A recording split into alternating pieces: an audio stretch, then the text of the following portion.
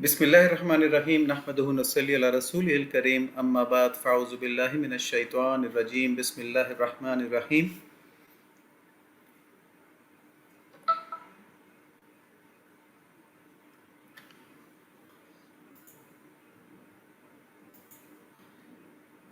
सबसे पहले जो हमने बात देखनी है, और ये बड़ों और बच्चों दोनों के लिए है, कि दीन के अंदर एहतमाम की ज़रूरत होती है।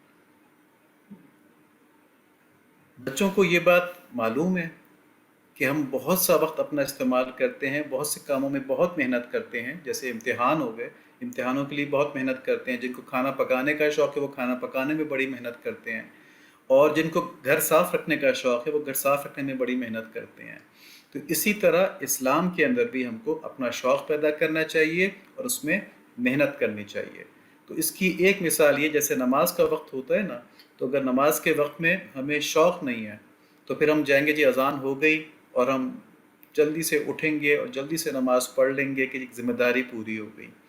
ठीक है। और एक तरीका ये है कि हम शौक़ पैदा करें कि अगर नमाज का वक्त हो गया है तो हम इस तसव्वुर के साथ जाएं कि हम अपने प्यारे अल्लाह मियाँ के सामने जा रहे हैं, और हम उनके सामने खड़े होंगे और हम उनके सामने नमाज़ पढ़ेंगे। तो हम खूब साफ़ सुथरे भी हों और नमाज को हम खूब प्यार मोहब्बत से पढ़ें, अच्छी तरह पढ़ें, अल्लाह ताला को दिखाते हुए पढ़ें, इस्तेज़ार के साथ पढ़ें कि अल्लाह ताला के सामने हम खड़े हुए हैं। तो इसलिए जो आपको नमाज़ों का तर्जुमा सिखाया जा रहा है उसका भी यही मकसद है कि आप नमाज जो है वो इस तरह से पढ़ेंगे जैसे अल्लाह ताला के सामने खड़े हैं। तो इस तरह सारे कामों में जो दीन के हैं हमें एहतमाम से मेहनत करनी चाहिए। अब यहाँ पे हम एक कारगुजारी दिखाते हैं। ये माशाल्लाह एक फ़ैमिली की तरफ से हमको ये उनकी जो मामूलात हैं उनका चार्ट आता है, और ये क्योंकि छोटे बच्चों का नहीं, ये बड़े बच्चों का है। छोटे बच्चे का आमिर जवाद साहब एंटर हो गए, वो बाद में कर लेंगे सेशन, अब ये शुरू हो चुका है, इसको कर लेते हैं। तो इसमें हमारी ये बच्ची हैं, अल्लाह ताला इनको बहुत कामयाबी नसीब फरमाएं। इनके सिर्फ सोने की वक्त की जो दुआ है उसमें इनसे कोताही हो जाती है, लेकिन पिछले हफ्ते उन्होंने पूरा कवर कर लिया था, और अल्लाह ताला इनको पूरी कबूलियत नसीब फरमाएं और तौफीक नसीब फरमाएं कि वो हर तरह से अपनी सारी चीज़ों को पूरा कर लें। तो बच्चों, इन मामूलात को करने से फ़ायदा ये होगा कि एक तो आपका वक्त जो है वो अल्लाह ताला की तरफ मुतवज्जे होने में इस्तेमाल हो जाएगा। ज़ाहिर है जब आप सुन्नतों पर अमल कर रहे होंगे तो सोने की सुन्नत, पानी पीने की सुन्नत, घर से निकलने की सुन्नत, तो तवज्जो अल्लाह ताला की तरफ चली जाएगी। और अल्लाह ताला क्या फरमाते हैं, फ़ज़्कुरूनी अज़्कुरकुम, कि तुम मुझे याद करो मैं तुम्हें याद रखूँगा। यानी रहमत के साथ अल्लाह ताला याद रखेंगे। जिसको अल्लाह ताला रहमत के साथ याद रखेंगे उसके तो सारे काम खुद ब खुद बन जाएंगे। तो अब कौन कौन सा बच्चा ये चाहता है कि उसकी ज़िंदगी बहुत आसान गुजरे? ये भी हैंड्स रेस करके बता दें मुझको कि कौन सा बच्चा ये चाहता है कि उसकी ज़िंदगी बहुत आसान गुजरे, अल्लाह ताला उसे दुनिया में भी राज़ी हो और आखिरत में भी जन्नत दे दें उसको। सिर्फ 4 बच्चे चाहते हैं? नहीं, ज़्यादा चाहते होंगे। और भी बच्चे हैंड रेस करें। सारे बच्चे चाहते हैं, माशाल्लाह। ठीक है ना, शाबाश शाबाश। तो सारे बच्चे चाहते हैं कि उनकी ज़िंदगी आसान गुजरे और अल्लाह ताला उनको दुनिया में भी आसानी दें और जन्नत में भी उनको बहुत अच्छी जन्नत दें। जब सब ये चाहते हैं तो उनको चाहिए कि अल्लाह ताला हर वक्त उनको रहमत से याद करते रहें। तो उसका तरीका क्या है कि हम हर वक्त अल्लाह ताला को याद करते रहें। तो हर वक्त अल्लाह ताला को याद करने का क्या तरीका है कि हम सुन्नत तरीक़ों के ऊपर अमल करें, हम ज़िक्र करें, दुरूद शरीफ पढ़ें, दुआएँ करें। लोगों से मिलते जुलते वक्त हम देखें कि हमारा दीन हमें क्या सिखाता है। किसी का दिल नहीं दुखाना, किसी का मजाक नहीं उड़ाना, ये अच्छी आदतें हम अपनाएं। ठीक है जी। तजवीद की बात हुई थी, गौहर साहब ने सिखाई भी थी तजवीद, और हमने ये कहा था कि अपने घर में किसी कारी साहब से, कारिया साहिबा से, या इंटरनेट के ऊपर भी ऐसे चैनल हैं जो तजवीज़ सिखाते हैं, तो तजवीज़ सीख लें। हम भी इंशाल्लाह कोशिश कर रहे हैं कुछ अरसे में हम ये पोस्ट शुरू कर देंगे तजवीद की भी ग्रुप के ऊपर। आज की कहानी में क्या सबक था? एक तो ये कि हर हाल में अल्लाह ताला की शुक्रगुजारी करनी चाहिए, क्योंकि अल्लाह ताला की रहमत मुसलमानों के साथ हर हाल में है। और दूसरा ये कि हमें अपने हर काम में प्लानिंग ज़रूर करनी चाहिए। प्लानिंग ज़रूर करनी चाहिए, अपनी दिमाग अपना लगाना चाहिए। अल्लाह ताला ने हमको दिमाग दिया इस्तेमाल करने के लिए, लेकिन फिर बड़ों से मशवरा करके काम करें और अपने बड़ों की बात ज़रूर मानें। ठीक है। और अगर किसी जगह किसी मुश्किल में फंस गए हैं तो अपनी तमाम तर सलाहियतें इस्तेमाल करें और किसी तरह भी मायूसी में ना जाएं। बस अल्लाह ताला से दुआ करके اپنی تمام تر صلاحیتیں استعمال کر کے اس مشکل سے نکلنے کی کوشش کریں۔ پچھلی دفعہ کی یہ بات ہوئی تھی، یہ سفر کے مہینے کے لحاظ سے تھی کہ کوئی بھی چیز اسلام کے اندر منحوس نہیں ہوتی سوائے برے اعمال کے، اور برے اعمال کی وجہ سے انسانوں کے اوپر تکلیفیں اور مصیبتیں آ جاتی ہیں۔ تو یہ بات یہاں پہ سمجھنے کی ہے، چھوٹے بچوں کے لیے خاص طور پہ جو یہ کہہ رہے ہیں کہ ہم زندگی آسان گزارنا چاہتے ہیں، اور بڑوں کے ساتھ تو یہ بات پہلے ہو چکی تھی کہ اگر ہم غلطیاں کم کریں گے نا، یا اپنی غلطیوں پہ فوراً توبہ کر لیں گے، یعنی گناہ ہم کم سے کم کریں، اور جیسے کہ گناہ ہو جائے اس پہ فوراً توبہ کر لیں، تو انشاءاللہ ہماری زندگی بہت آسان ہوگی۔ ٹھیک ہے، اللہ تعالیٰ ہمیں رحمت سے یاد رکھیں گے، کیونکہ توبہ بھی اللہ تعالیٰ کو یاد کرنے کا طریقہ ہے، اور گناہ سے بچنا بھی اللہ تعالیٰ کو یاد کرنے کا طریقہ ہے۔ کیوں اللہ تعالیٰ کو یاد کرنے کا طریقہ ہے کہ ہم گناہ سے اس لیے بچتے ہیں کہ اللہ ناراض نہ ہو جائیں۔ تو جیسے ہی ہمیں یہ خیال آتا ہے ہم اللہ تعالیٰ کو یاد کر رہے ہوتے ہیں اس وقت، تو اللہ تعالیٰ رحمت سے ہم کو یاد کر رہے ہوتے ہیں۔ تو پہلی بات یہ ہے کہ گناہ سے بچنا ہے، اور اگر خدا نہ خواستہ گناہ ہو گیا فوراً توبہ کرنی ہے، تو ہم مصیبتوں سے بچ جائیں گے۔ دوسری چیز کہ نیک اعمال زیادہ کریں۔ کئی دفعہ بچے اور بڑے بھی نمازوں کے ساتھ نفل چھوڑ دیتے ہیں۔ بھی دیکھیں، وضو بھی کر لیا، کھڑے بھی ہو گئے، اب نفل پڑھنے میں کتنے 2 منٹ اور لگ جائیں گے یا 4 منٹ اور لگ جائیں گے، تو شیطان کہتا ہے نہیں نفل نہ پڑھنے دو۔ تو نفل نہ پڑھنے سے کیا ہوتا ہے؟ نیک اعمال کم ہو جاتے ہیں، اور اس کی وجہ سے ہمارے اوپر کچھ مشکلات آ سکتی ہیں، کیونکہ اللہ تعالیٰ نے جو ہمیں اس نیک عمل کے ذریعے دینا ہوتا ہے نا، وہ پھر اس مشکل کے ذریعے دیتے ہیں۔ تو اس لیے نیک اعمال زیادہ کریں اور گناہ سے بچیں۔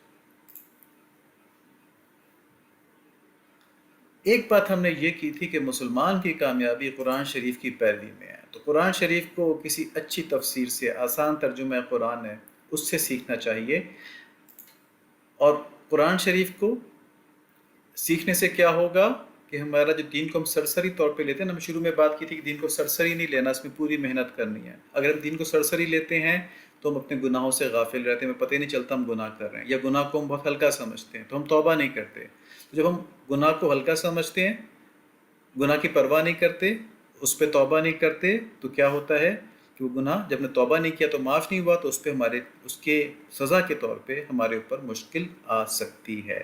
ٹھیک ہے، تو اب سارے بچے اس وقت یہ ارادہ کر لیں، اللہ تعالیٰ اس چیز کو قبول فرمائیں گے کہ ہم گناہوں سے ہر طور پہ بچنے کی کوشش کریں گے۔ نمبر 1، کوئی گناہ ہو گیا فوراً توبہ کر لیں گے۔ نمبر 2 اور نمبر 3، دین کو، اسلام کو ہم سیریسلی لیں گے، اس کے اوپر ہم سیریس کوششیں کریں گے، یہ پارٹ ٹائم نہیں کریں گے۔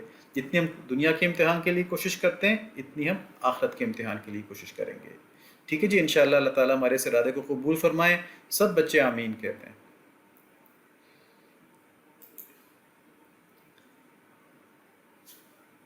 اب دیکھیں، ہر وقت اللہ تعالیٰ کو یاد رکھنے کے اعمال ہم آج آپ کو بتاتے ہیں۔ ارکان اسلام سے کیا مراد ہے؟ نماز، روزہ، حج، زکوٰۃ۔ تو ابھی گوہر صاحب آپ کو نماز سکھا رہے ہیں، انشاءاللہ باقی چیزیں بتائی جائیں گی۔ تو یہ ارکان اسلام، 5 وقت کی نماز اور نوافل، ان کا اہتمام کریں تو اللہ تعالیٰ کو یاد کر رہے ہیں۔ ہم نے آپ کو دعائیں بھی بتائی ہیں، جو سنت کی دعائیں ہیں، ذکر اور تسبیحات بھی بتائے ہوئے ہیں آپ کو، مسنون تسبیحات بتائی ہوئی ہیں، سنت طریقوں پر چلنے کا بھی بتایا ہوا ہے۔ درود شریف کی کثرت ربیع الاول میں کرنے کو کہی گئی ہے، اور استغفار، جیسی گناہ ہو جائے فوراً استغفار کریں۔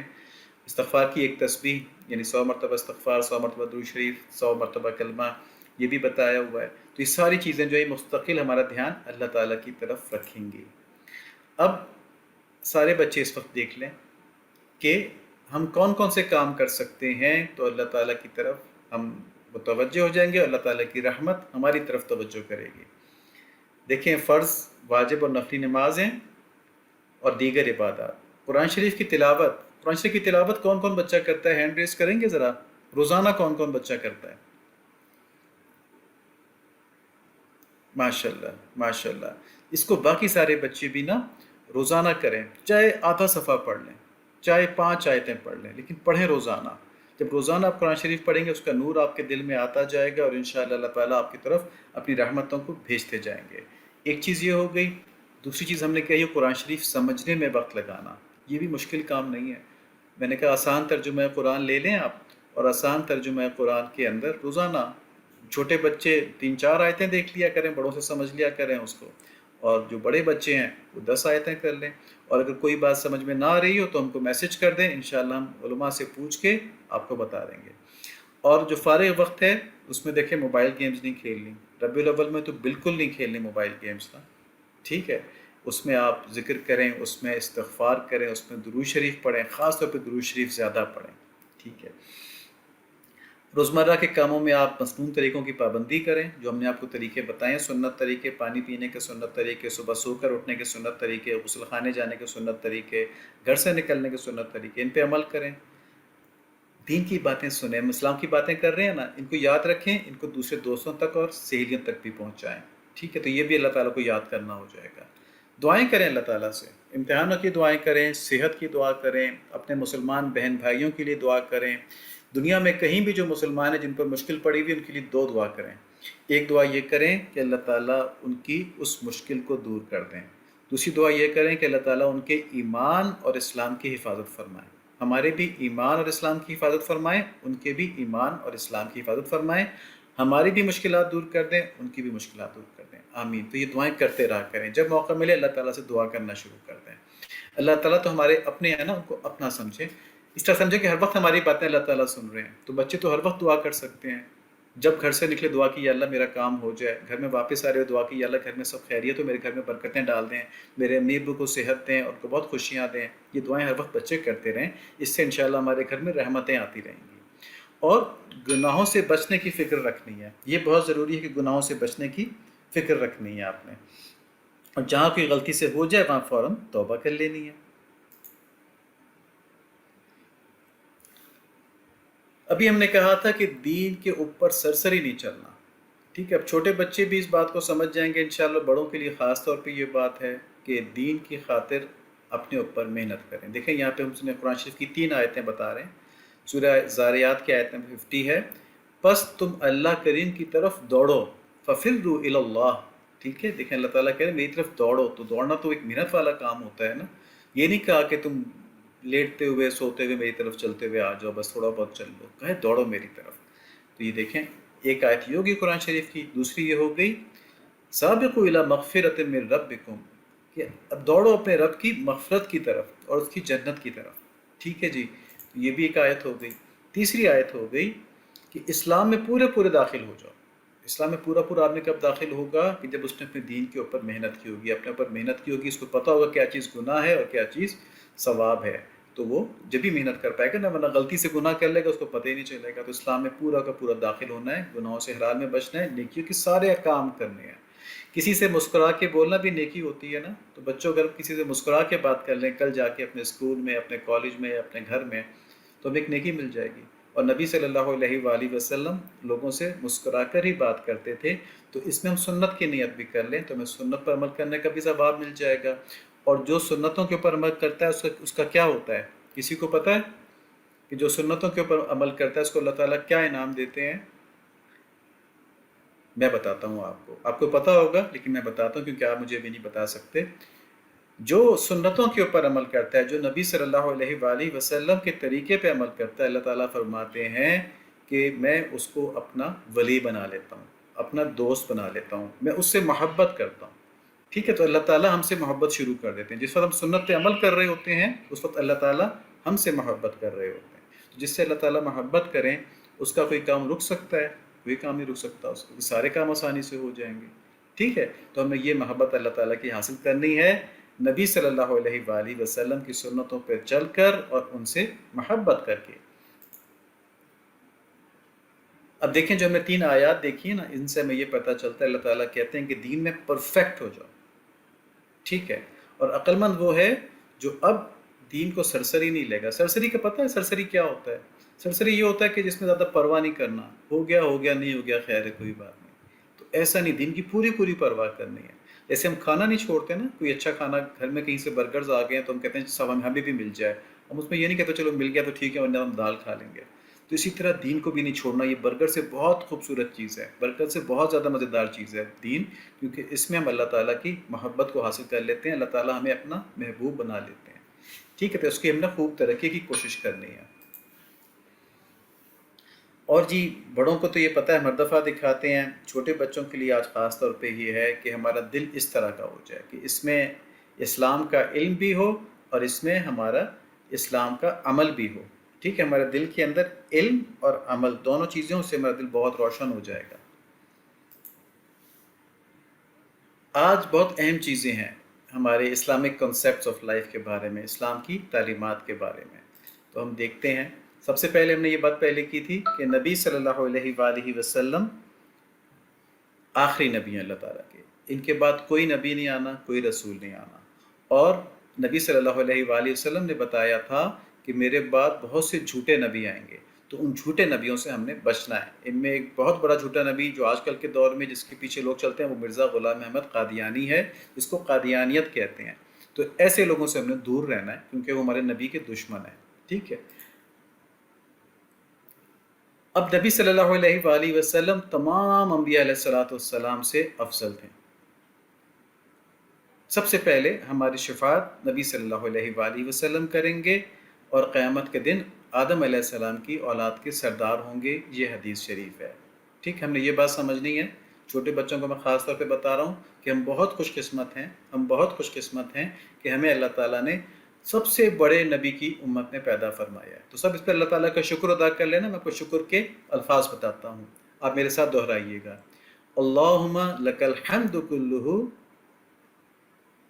اللہم لک الحمد کلہ ولک الشکر کلہ. میں دوبارہ کہتا ہوں، اللہم لک الحمد کلہ ولک الشکر کلہ. یا اللہ تمام تعریفیں آپ کے لیے ہیں اور تمام شکر آپ کے لیے. تو اللہ تعالیٰ نے ہم کو بہت نعمت، بڑی نعمت دی ہے نبی صلی اللہ علیہ وآلہ وسلم کی امت میں پیدا کر کے. اب اس امت میں ہونے کی وجہ سے ہمیں کیا فائدہ ہو گیا؟ اللہ تعالیٰ نے فرمایا کہ تم بہترین امت ہو. قرآن شریف کے اندر فرمایا کہ تم بہترین امت ہو، تم لوگوں کو خیر کی طرف بلاتے اور برائی سے روکتے ہو. اور ہم اللہ تعالیٰ کے بہت قریب ہو سکتے ہیں کیونکہ ایمان ہے نا ہمارے پاس، تو ہم بہت قریب ہو سکتے ہیں اللہ تعالیٰ کے. اب اس کو حاصل کرنے کا کیا طریقہ ہے کہ ہم نبی صلی اللہ علیہ وآلہ وسلم سے ہر چیز سے زیادہ محبت کریں.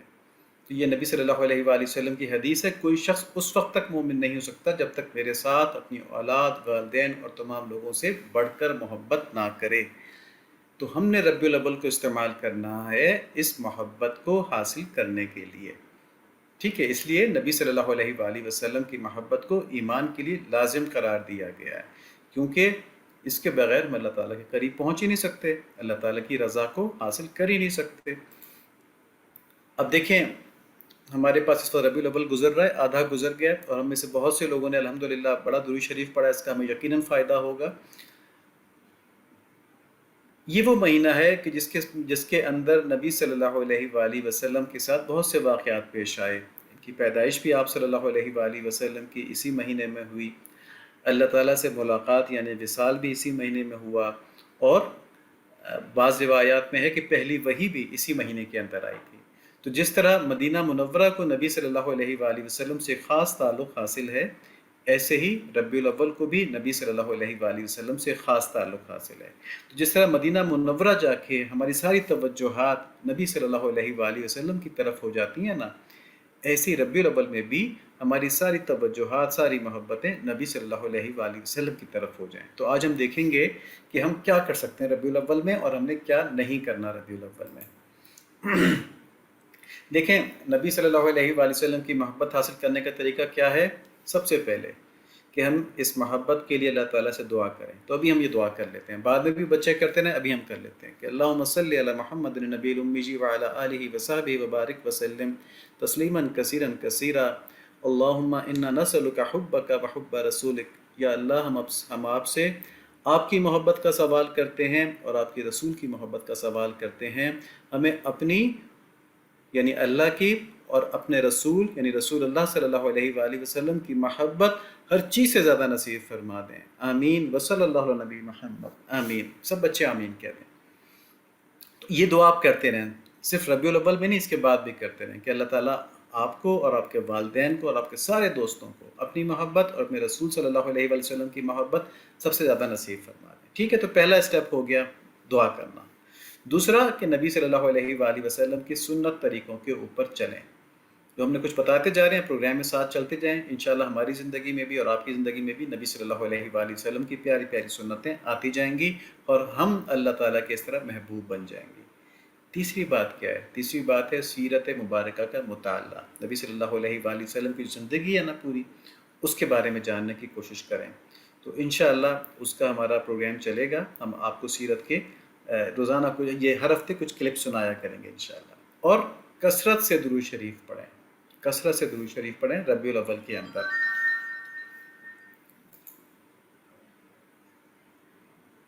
اس محبت کو حاصل کرنے میں سب سے بڑی جو رکاوٹ ہے نا، وہ رکاوٹ کیا ہے؟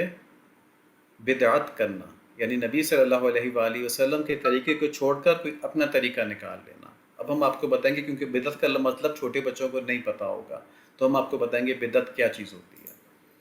ٹھیک ہے، اس کے بڑے نقصانات ہوتے ہیں، اس سے بچنے کی بہت زیادہ ضرورت ہے، بہت خطرناک گناہ ہے بدعت جو ہے۔ ابھی ہم بتاتے ہیں کیا ہوتا ہے یہ۔ دیکھیں آج ہم نے دیکھا ہے کہ اللہ تعالیٰ چاہتے ہیں کہ ہم اپنے دین میں پرفیکٹ ہوں۔ ٹھیک ہے، جو بھی نیکیاں کر سکتے ہیں ضرور کریں، گناہوں سے ضرور بچیں، اور اگر کوئی غلطی ہو جائے اس پہ فوراً توبہ کر لیں۔ ٹھیک ہے، تو اب 3 چیزیں ہوگی نا، نیکی کرنا، برائی سے بچنا، اور غلطی ہو گئی تو توبہ کرنا۔ شیطان کیا کرتا ہے؟ لیکن توبہ اتنی بڑی رحمت ہے اللہ تعالیٰ کی کہ جیسے کہ غلطی پہ آدمی توبہ کرتا ہے، اللہ تعالیٰ سارے گناہ اس کے معاف فرما دیتے ہیں۔ ٹھیک ہے نا، تو شیطان تو ہمیں چاہتا ہے کہ ہم سے گناہ کروائے، ہم کو دوزخ میں بھیجے، لیکن جیسے ہی ہم غلطی کے اوپر توبہ کرتے ہیں شیطان کی ساری محنت ضائع ہو جاتی ہے۔ اس نے اتنا ٹائم لگایا ہوتا ہے ہمارے دل کے اوپر، بار بار کہا ہوتا ہے کہ یہ کام کر لو، یہ کام کر لو، یہ کام کر لو، بڑا ٹائم لگایا ہوتا ہے اس نے۔ لیکن جب اس کام کو کرنے کے بعد مسلمان شرمندہ ہوتا ہے اور اللہ تعالیٰ سے معافی مانگتا ہے، یا اللہ مجھ سے بہت بڑی غلطی ہو گئی، میں نے یہ غلطی کر دی، آپ مجھے معاف فرما دیں، تو پھر کیا ہوتا ہے؟ اللہ تعالیٰ معاف کر دیتے ہیں اور شیطان کی ساری محنت کے اوپر پانی پھر جاتا ہے۔ ٹھیک ہے، تو یہ اتنی بڑی چیز ہے توبہ، اتنی بڑی چیز ہے۔ لیکن شیطان نے اس کا طریقہ کیا نکالا ہے؟ اس نے اس کا طریقہ یہ نکالا، اس کا توڑ یہ نکالا کہ اس نے ایسے گناہ کروانے شروع کر دیے انسان سے کہ ان کو گناہ سمجھے ہی نہ، ان کو اچھا کام سمجھے۔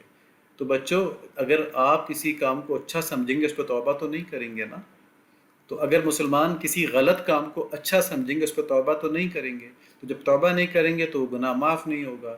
جو گناہ معاف نہیں ہوگا تو اس کی وجہ سے دنیا میں بھی مصیبت آ سکتی ہے اور آخرت میں بھی سزا مل سکتی ہے، اللہ تعالیٰ معاف فرمائے۔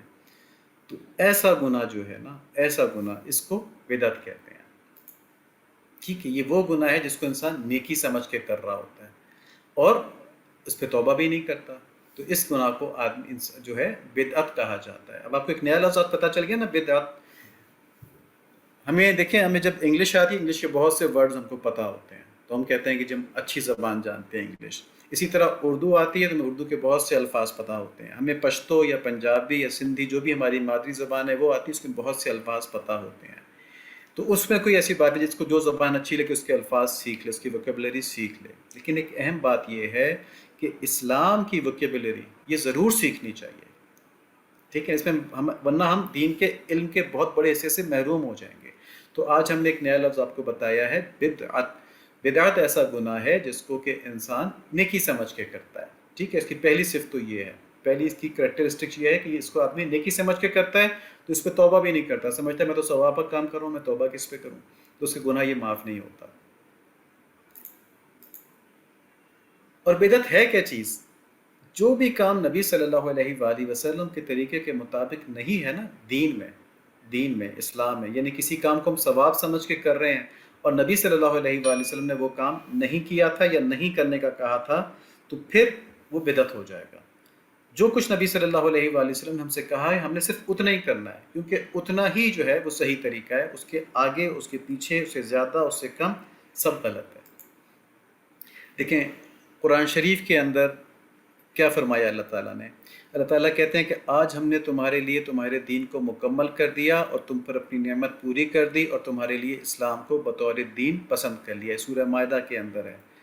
اس سے کیا ثابت ہوا کہ جتنا اسلام نبی صلی اللہ علیہ وآلہ وسلم نے ہم کو دیا تھا نا، بس وہی مکمل دین ہے۔ قرآن شریف کی آیت کہہ رہی ہے نا یہ کہ دین کو مکمل کر دیا، تو مکمل دین آج یعنی جس دن یہ آیت ہوئی ہے تو اس دن اسلام کی تکمیل ہو گئی تھی، تو اس میں کچھ ایڈ نہیں کرنا، نہ اس میں سے کچھ مائنس کرنا ہے، سبٹریکٹ کرنا ہے، نہ کچھ ایڈ کرنا ہے، نہ اس میں سے کچھ نکالنا ہے، نہ اس میں کچھ داخل کرنا ہے۔ اگر ہم نے اس میں کچھ داخل کر دیا نا تو وہ بدعت ہو جائے گا۔ اور پھر دیکھیں سورہ حشر کی آیت ہے کہ جو تم کو رسول اللہ صلی اللہ علیہ وآلہ وسلم دے دیں اس کو لے لو، اور جس چیز سے منع کر دیں اس سے باز آ جاؤ۔ یہ سورہ حشر کی آیت ہے۔ تیسری چیز کیا ہے کہ نبی صلی اللہ علیہ وآلہ وسلم کی ذات میں تمہارے لیے بہترین نمونہ ہے، ہر اس شخص کے لیے جو اللہ اور یوم آخرت سے امید رکھتا ہے اور کثرت سے اللہ کا ذکر کرتا ہے۔ تو یہاں پہ بچوں دو تین باتیں سمجھنی ہیں، ٹھیک ہے۔ پہلی بات یہ ہے کہ ہم سب اللہ پہ یقین رکھتے ہیں نا، اللہ تعالیٰ سے امید رکھتے ہیں اللہ تعالیٰ ہمیں معاف کر دیں گے، جنت میں ڈال دیں گے۔ ہم سب آخرت پہ یقین رکھتے ہیں نا، اور ہم آخرت پہ امید رکھتے ہیں کہ اللہ تعالیٰ ہمیں آخرت میں کامیاب کر دیں گے، معاف کر دیں گے، آخرت کی سختیوں سے بچا لیں گے، ٹھیک ہے۔ تیسری چیز، ہم اللہ تعالیٰ کا ذکر کثرت سے کرنے کی کوشش کر رہے ہیں۔ جب ہم نے بتایا نا کہ یہ سنت طریقوں کے اوپر چلنا، قرآن شریف کی تلاوت کرنا، درود شریف پڑھنا، کلمہ کی تسبیح کرنا، استغفار پڑھنا، یہ ساری چیزیں وہ ہیں کہ اللہ تعالیٰ کا ذکر ہم کثرت سے کرنے کی کوشش کر رہے ہیں۔ اپنے دوستوں کو اچھی باتیں اللہ تعالیٰ کی اور دین کی بتانا، یہ بھی اللہ تعالیٰ کے ذکر میں ہے۔ تو اب ہمارے پاس یہ تینوں چیزیں آگے جو اس آیت میں ذکر کی گئی ہیں، اللہ سے، اللہ پر ایمان، یوم آخرت پر ایمان، اور کثرت سے ذکر اللہ تعالیٰ کا۔ تو اب ہمارے لیے بہترین جو نمونہ زندگی کا نبی صلی اللہ علیہ وآلہ وسلم کی زندگی کا نمونہ ہے، یعنی جو نبی صلی اللہ علیہ وآلہ وسلم نے کیا بس ہم نے اتنا ہی کرنا ہے، اس سے کم بھی نہیں کرنا، اس سے زیادہ بھی نہیں کرنا۔ میں پھر بتاتا ہوں بدعت کیا ہوتی ہے۔ بدعت یہ ہوتی ہے کہ نبی صلی اللہ علیہ وآلہ وسلم نے تو ایک کام نہیں کیا، مگر ہم کہیں گے جی یہ کام کریں گے تو ثواب ملے گا ہم کو، تو نہیں ملے گا ثواب، بلکہ گناہ ہو جائے گا، کیونکہ وہ کام نبی صلی اللہ علیہ وآلہ وسلم نہ کیا نہ ہمیں کرنے کے لیے کہا۔ اس کا مطلب کیا ہوگا کہ نبی صلی اللہ علیہ وآلہ وسلم دین آدھا چھوڑ گئے، ادھورا چھوڑ گئے، انکمپلیٹ چھوڑ گئے، اب کوئی اور آدمی آ کے اس میں ایڈ کر رہے ہیں۔ ایسا تو نہیں ہو سکتا نا، یہ تو بہت بڑی جہالت ہوگی، بہت بڑی غلطی ہوگی۔ تو دیکھیں یہ حدیث شریف میں بدعت کے متعلق ہے کہ نبی صلی اللہ علیہ وآلہ وسلم نے فرمایا جس نے دین کے اندر کوئی نئی چیز بنائی تو وہ مردود ہوگی، یعنی وہ غلط ہوگی، اللہ تعالیٰ اس کو پسند نہیں فرمائیں گے۔ اور ایک اور حدیث میں فرمایا بہترین بات اللہ کی کتاب ہے، بہترین طریقہ محمد صلی اللہ علیہ وآلہ وسلم کا طریقہ ہے۔ اللہ تعالیٰ ہمیں پوری پوری محبت نصیب فرمائے، اتنا پیارا نام ہے محمد، اللہ تعالیٰ پوری پوری محبت نصیب فرمائے۔ اور یہ تو بہترین کتاب اور بہترین طریقہ ہو گیا نا، اور بدترین کام دین میں کوئی نئی چیز پیدا کرنا ہے، اور ہر بدعت گمراہی ہے، ٹھیک ہے۔ تو نئی چیز پیدا کرنا دین میں بدعت ہوتی ہے۔ چھوٹے بچے سمجھ گئے یہ بات کہ بدعت کیا ہوتی ہے؟ میں دوبارہ بتاتا ہوں۔ بدعت وہ چیز ہوتی ہے کہ نبی صلی اللہ علیہ وآلہ وسلم نے تو وہ کام کرنے کے لیے نہیں کہا۔ جیسے نماز میں 2 سجدے ہیں نا ہر رکعت کے اندر، ہم کہیں جی ہم 3 سجدے کریں گے زیادہ ثواب ملے گا، تو یہ غلط ہے، یہ بدعت ہو جائے گی۔ فجر کی نماز میں کتنی رکعتیں ہوتی ہیں؟ بچے بتائیں گے میسج کر کے کتنی رکعتیں ہوتی ہیں فجر کی نماز میں؟ تو ایک دو بچے بتا دیں کہ فجر کی نماز میں کتنی رکعتیں ہوتی ہیں۔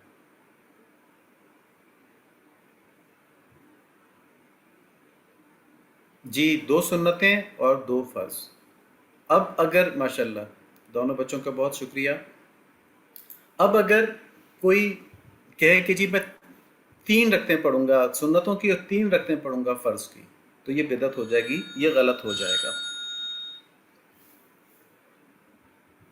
پھر ایک اور حدیث ہے کہ بے شک اللہ تعالیٰ ہر بدعتی پر توبہ کا دروازہ بند کر دیتا ہے۔ یہ بڑی خطرناک بات ہے۔ ہر گناہ کے اوپر توبہ کا دروازہ کھلا ہوتا ہے، لیکن بدعت ایسا گناہ ہے جس کو آدمی ثواب سمجھتا ہے کہ میں تو 3 رکعتیں پڑھ رہا ہوں، باقی سارے 2 رکعتیں پڑھ رہے ہیں، میں تو 4 سجدے کر رہا ہوں ہر رکعت میں، باقی سارے 2 سجدے کر رہے ہیں، میں زیادہ اچھا کام کر رہا ہوں، وہ توبہ نہیں کرتا، ٹھیک ہے۔ تو اب کس طریقے پر چلنا ہے؟ یہ ایک اور حدیث ہے کہ تم پر لازم ہے کہ تم میرے اوپر اور میرے خلفائے راشدین کی سنت کے اوپر عمل کرو، ٹھیک ہے۔ تو نبی صلی اللہ علیہ وآلہ وسلم کی سنت پر، اور اس کو جس طرح ہمارے خلفائے راشدین نے سمجھا نا۔ خلفائے راشدین کون ہوتے ہیں؟ بچوں کو پتہ ہے؟ چھوٹے بچوں کو یہ جا کے اپنے والدین سے پوچھیے گا، میں نام بتاتا ہوں آپ کو۔ حضرت ابوبکر صدیق رضی اللہ تعالیٰ عنہ، حضرت عمر رضی اللہ تعالیٰ عنہ، حضرت عثمان رضی اللہ تعالیٰ عنہ، اور حضرت علی رضی اللہ تعالیٰ عنہ، ٹھیک ہے۔ تو ان کی بھی انہوں نے جو فیصلے کیے ہیں، جو کام کرنے کو کہ ان کو کرنا ہے وہ دین ہے، جن کاموں سے روکا ہے ان سے رکنا ہے وہ بھی دین ہے۔ اب بچوں نے پوچھنا ہے خلفائے راشدین کون ہوتے ہیں اپنے والدین سے، اور پھر اس میں کوئی سوال ہوگا تو ہم کو لکھ کے بھیج دیجیے گا، ہم اس کا مزید جواب انشاءاللہ دے دیں گے۔ یہ ہمیں پتہ چل گیا بدعت کیا ہوتی ہے۔ اب ہم دیکھتے ہیں کہ ہم نے ربیع الاول کے اندر کن چیزوں سے بچنا ہے جو کہ بدعات ہیں۔ دیکھیں خاص اب وہ دن گزر گیا ہے کہ 12 ربیع الاول کے دن کوئی جشن منانا، ٹھیک ہے. اول تو 12 ربیع الاول ضروری نہیں کہ نبی صلی اللہ علیہ وآلہ وسلم کی پیدائش کا دن ہو. 8 ربیع الاول بھی کہتے ہیں، اور بھی تاریخیں بتاتے ہیں، تو یہ تاریخ پکی نہیں ہے. ہاں یہ پکا ہے کہ پیر کا دن تھا، لیکن 12 ربیع الاول کو نبی صلی اللہ علیہ وآلہ وسلم پیدا ہوئے ہیں، یہ چیز حساب کتاب سے ثابت نہیں ہوتی. اگر آپ جو ہمارا سولر کیلنڈر ہے نا، اس کو آپ بیک لے کے جائیں، پیچھے لے کے جائیں، تو جس دن نبی صلی اللہ علیہ وآلہ وسلم پیدا ہوئے تو پیر کا دن تھا. تو جس سال پیدا ہوئے تھے اس سال 12 ربیع الاول کو پیر کا دن نہیں تھا. ٹھیک ہے، تو یہ بات اس طرح سے ہے، اس کو سمجھ لیں. اور خاص اس دن جشن منانا، کیونکہ صحابہ نے 12 ربیع الاول کو جشن نہیں منایا اس طرح کا، تو یہ چیز بدعت میں آ جائے گی. اور فضول پیسے ضائع کرنا، دیکھیں کسی غریب کو کھلا دیں اور اس کا ایصال ثواب ہدیہ کر دیں نبی صلی اللہ علیہ وآلہ وسلم کو، تو یہ تو ٹھیک ہے. لیکن فضول چیزوں میں پیسے ضائع کرنا، پٹاخوں کے اندر اور دیگر چیزوں کے اندر، یہ غلط ہے. بے پردگی کی مجالس قائم کرنا، ٹھیک ہے، یہ تو بہت ہی غلط ہے کہ میلاد کر رہے ہوں اور نعتیں پڑھی جا رہی ہوں اور اس کے اندر سب مرد عورت مل کے بیٹھے ہوں، پردے کا انتظام نہ ہو. تو دیکھیں اللہ تعالیٰ کے نبی خوش تو نہیں ہوں گے نا. جب اللہ تعالیٰ کے نبی کے حکم کو توڑیں گے تو وہ خوش تو نہیں ہوں گے. ٹھیک ہے، تو خوشی کے نام کے اوپر کوئی کام اس شریعت کے خلاف نہیں کرنا جو نبی صلی اللہ علیہ وآلہ وسلم لے کر آئے تھے. چھوٹے بچوں کے لیے میرا ایک سوال ہے، انہیں پتہ ہے شریعت کیا ہوتی ہے؟ آج آپ کی ویکیبلری میں یہ بھی اضافہ ہو جائے گا. ایک آپ کا اضافہ ہوا ہے بدعت کا، ایک اضافہ ہوا ہے خلفائے راشدین کا، اور تیسری چیز شریعت. شریعت کیا چیز ہے؟ بڑا سمپل ہے، بہت سمپل ہے. ٹھیک ہے، آپ نے صرف لفظ یاد کرنا ہے شریعت. اس کا مطلب کیا ہے؟ جو اللہ تعالیٰ نے کرنے کو کہا ہے اور جس چیز سے روکا ہے، بس یہ شریعت ہے. ٹھیک ہے، اب یہ آپ نے میسج میں لکھ کے دینا ہے کہ شریعت کیا ہے. مجھے میسج میں لکھ کے دیں کہ جن باتوں کو اللہ نے کرنے کا کہا ہے اور جن باتوں سے روکا ہے، یہ سب باتیں شریعت ہیں. کتنا آسان ڈیفینیشن ہے اس کی. ٹھیک ہے، تو اس کو ڈیفینیشن کو آپ نے یاد کر لینا ہے اور لکھ کے بھی بھیجنا ہے. ابھی تک چند بچوں نے لکھا ہے. اب دیکھیں، ہم دیکھتے ہیں، ہم یہ تو دیکھ لیں نا کہ ہم نے ربیع الاول میں کیا کام نہیں کرنے. اب ہم دیکھتے ہیں ہم نے ربیع الاول کے اندر کیا کام کرنے ہیں، کس طرح فائدہ اٹھانا ہے. یہ دیکھ رہے ہیں آپ لوگ، پڑھ رہے ہیں اس کو؟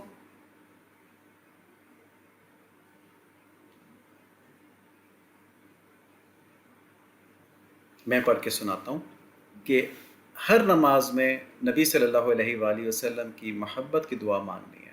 اب ربیع الاول کی کتنی نمازیں رہ گئی ہیں؟ آدھا ربیع الاول رہ گیا ہے. ہر روز 5 نمازیں، ہر نماز میں نبی صلی اللہ علیہ وآلہ وسلم کی محبت کی دعا مانگیں. صرف اپنے لیے نہ مانگیں، اپنے والدین کے لیے، اپنے بہن بھائیوں کے لیے، اور والدین اپنے بچوں کے لیے. دیکھیں ہمارے ایک بزرگ تھے، انہوں نے، یہ اللہ تعالیٰ کی بڑی نعمت ہے کہ وہ روضہ مبارک پہ گئے صلی اللہ علیہ وآلہ وسلم، یعنی مدینہ منورہ گئے، نبی صلی اللہ علیہ وآلہ وسلم کے روضہ مبارک پر گئے، اور وہاں جا کے کیا دعا مانگی؟ دعا یہ مانگی کہ میرے فلاں فلاں رشتہ دار، وہ اور ان کی اولادیں نبی صلی اللہ علیہ وآلہ وسلم کی محبت میں ہمیشہ بے قرار رہیں. ٹھیک ہے، کتنی اچھی دعا مانگی. تو روضہ مبارک کا لفظ معلوم ہے بچوں کو کیا ہوتا ہے؟ روضہ نبی صلی اللہ علیہ وآلہ وسلم کی قبر مبارک کو کہتے ہیں. ٹھیک ہے، اس کے لیے یہ ادب والا لفظ ہے روضہ مبارک. تو آج تو کافی ویکیبلری بڑھ گئی آپ کی، 4 چیزیں ہو گئی ہیں. روضہ مبارک، اس کی اپنے اسپیلنگز بھی دیکھنے ہیں اور اپنے والدین سے پوچھنا بھی ہے. تفصیل میں تصویر بھی دکھائیں گے وہ آپ کو اس کی. ٹھیک ہے، انٹرنیٹ پہ تصویر بھی ملتی ہے اس کی. تو ایک ہو گیا کہ نماز کے بعد دعا مانگیں. دوسرا، کثرت سے درود شریف پڑھیں. اور میں نے کہا گیمز بھی نہ کھیلیں ان دنوں میں. ان دنوں میں زیادہ انٹریکٹ بھی نہ کریں آپس میں. بس کاؤنٹرز لے لیں اور آپس میں کمپٹیشن کریں کون زیادہ سے زیادہ درود شریف پڑھتا ہے. وصلی اللہ علیہ نبی محمد، یہ ہم نے لکھ کے دیا تھا نا، وصلی اللہ علیہ نبی محمد. یہ چھوٹا سا درود شریف ہے، آپ زیادہ دفعہ پڑھ سکتے ہیں. بچوں کی پیاری پیاری چھوٹی چھوٹی زبان کے اوپر یہ بڑی آسانی سے چل جاتا ہے. ٹھیک ہے، وصلی اللہ علیہ نبی محمد. گناہوں سے بچیں، توبہ کریں. جن گناہوں کو جانتے ہوئے کیا ان پہ بھی توبہ کریں، جو غلطی سے ہوگی ان پہ بھی توبہ کریں. اس کا کیا فائدہ ہوگا؟ ہمارے گناہ معاف ہوں گے تو نبی صلی اللہ علیہ وآلہ وسلم ہم سے خوش ہوں گے. کیونکہ آپ کو پتہ ہے نبی صلی اللہ علیہ وآلہ وسلم ہم سے بہت زیادہ محبت کرتے ہیں، بہت زیادہ محبت کرتے ہیں ہم سے. تو جب ہمارے اعمال گندے ہوتے ہیں نا، ہم نے گناہ کیا ہوتا ہے، تو ان کو بڑا افسوس ہوتا ہے کہ یہ لوگ دوزخ میں نہ چلے جائیں. اور جب ہم اچھے اعمال کرتے ہیں تو نبی صلی اللہ علیہ وآلہ وسلم خوش ہوتے ہیں کہ میرے امتی جنت میں جائیں گے، جنت والے کام کر رہے ہیں۔ تو ربیع الاول میں نبی صلی اللہ علیہ وآلہ وسلم کو خوش کرنے کے لیے، ٹھیک ہے، کتنی بڑی بات ہے کہ ہم ان کا دل خوش کرتے ہیں، ہمارے اعمال ان تک پہنچائے جائیں، وہ اتنے خوبصورت اعمال ہوں کہ وہ خوش ہو جائیں۔ تو جب پیارے پیارے بچے اپنے اچھے اچھے اعمال بھیجیں گے تو اللہ کے نبی صلی اللہ علیہ وآلہ وسلم خوش ہو کے ان کو بھی دعا دیں گے، ان کے والدین کو بھی دعا دیں گے، ٹھیک ہے، انشاءاللہ۔ اور دیکھیں ربیع الاول میں کم سے کم 5 کاموں کو سنت کے مطابق کرنے کی عادت ڈال لیں۔ ہم نے کچھ سنتیں بتائی ہیں نا آپ کو، انہی کو کر لیں، لیکن لمٹ لگا لیں کم سے کم۔ اب جو یہ 15 دن رہ گئے ہیں اس میں ہم نے 5 کام، یعنی 3 دن میں 1 کام ہم پریکٹس کر سکتے ہیں نا، تو 5 کام کم سے کم سنت کے مطابق کرنے ہیں۔ پانی پینا، سو کے اٹھنا، گھر سے نکلنا، غسل خانہ جانا، غسل خانے سے باہر نکلنا، 5 کام کر لیں، یا کوئی بھی سنتیں آپ اپنے طور پہ جو آپ کو زیادہ پسند آئیں، آسان لگیں اس وقت، لیکن 5 کا ٹارگٹ پورا کر لیں۔ ایک بہت بڑی چیز جس کا ہم فائدہ نہیں اٹھا پاتے وہ ہے نعت سننا۔ نعت سننا بھی نبی صلی اللہ علیہ وآلہ وسلم نے سنی ہے، اپنی نعت کہہ کے سنی ہے۔ تو یہ بھی دیکھیں نبی صلی اللہ علیہ وآلہ وسلم کی محبت ایمان کا حصہ ہے نا، تو جس چیز سے نبی صلی اللہ علیہ وآلہ وسلم کی محبت بڑھے وہ بھی اسلام کا حصہ ہے نا، تو نعت ضرور سنیں۔ اور نعت ہر ایک کی نہیں سننی، میوزک والی نعت نہیں سننی، ٹھیک ہے، اور ورڈنگز اپنے بڑوں سے پوچھ کے سنیں کہ یہ والی نعت سن، بلکہ بڑے جو ہیں وہ خود اچھی اچھی نعتیں سلیکٹ کر کے بچوں کو سنائیں، اس میں کوئی غلط بات نہ ہو۔ کچھ نعتیں ایسی ہوتی ہیں ان کے اندر شرک ہو جاتا ہے، ان کے اندر غلط بات آ جاتی ہے، تو بچوں کو وہ نعت نہیں سنانی، وہ نعت سنانی ہے جو صحیح عقیدے والی نعت ہو، جس میں نبی صلی اللہ علیہ وآلہ وسلم کی محبت بڑھے۔ انشاءاللہ ہم گروپ کے اوپر کچھ نعتیں شیئر کریں گے اس ہفتے، انشاءاللہ، اللہ تعالیٰ توفیق دیں، ٹھیک ہے، اچھی نعتیں انشاءاللہ جو پڑھنے میں بھی اچھی ہوں گی اور جو سننے میں بھی اچھی ہوں گی اور جن کے اندر عقیدہ بھی صحیح ہوگا۔ سیرت مبارکہ پڑھیں، اس میں کوئی بھی لے سکتے ہیں، الرحیق المختوم بھی ہے، اور سب سے جو ہمارے لیے آسان ہے وہ نشر الطیب ہے۔ تو اور اپنے دوستوں کو سنت اور حب نبی صلی اللہ علیہ وآلہ وسلم کی ترغیب دیں۔ تو یہ ربیع الاول میں کیا کام کرنے ہیں ان کا بتا دیا، اور یہ ہم آپ کو یہاں درود شریف دکھا دیتے ہیں کہ وصلی اللہ علی نبی محمد۔ جو لوگ اس کی تصویر اتار سکتے ہیں اپنے کیمرے سے تصویر اتار لیں اس کی، سب نے تصویر اتار لی انشاءاللہ۔ اب ہم عابد جواد صاحب سے کہیں گے کہ وہ اپنا سیشن شروع کر دیں۔